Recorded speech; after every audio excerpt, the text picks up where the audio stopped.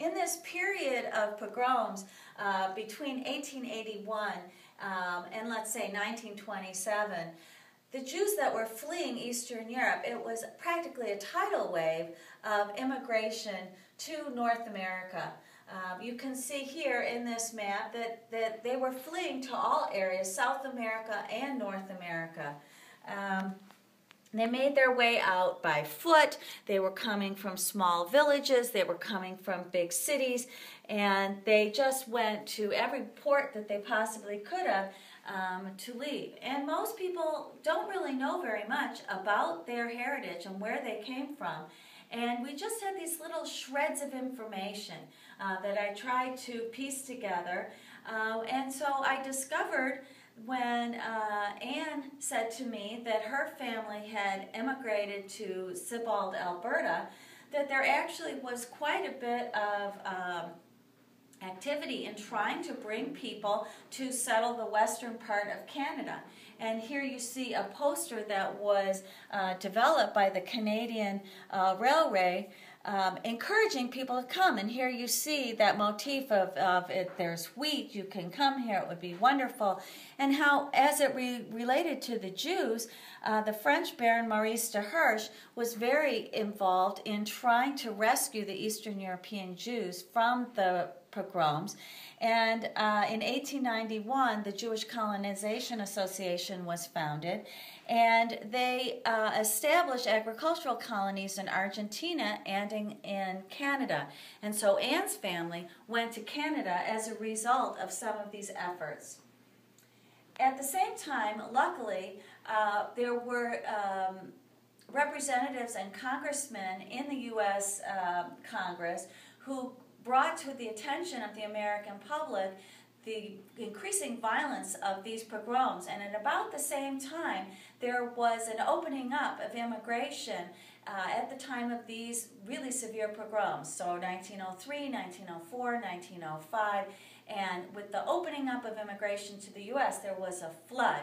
And by 1927, 2 million Jews had left Russia and had settled in North America. And so where did they land? We saw earlier, Steffi explained that the prototypical flight was to New York, but then there was also this Canadian landing, so to speak. The Ronder family, which came from Uman, Ukraine, was very prototypical. They arrived, they left Bremen, Germany in 1906, and the sons came first. And as usually happened, their name got mixed up. Their name actually, they were listed on the manifest as Rander. And then wife Amelia and the daughter and the youngest son came later.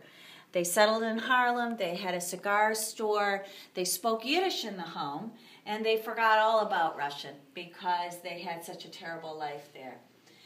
When we move over to Canada and we look at the Canadian experience, it was very prototypical. Rather than settling in urban areas, many Canadian Jews were homesteading the West. And the Sterling family from Chernigov, Ukraine, in 1910, the first person, Ben Sterling, arrived in Quebec. He made his way west, bought some land in Alberta, and then the rest of the family followed sequentially. The family, along with the other families of the Montefiore colony, did what Jews did.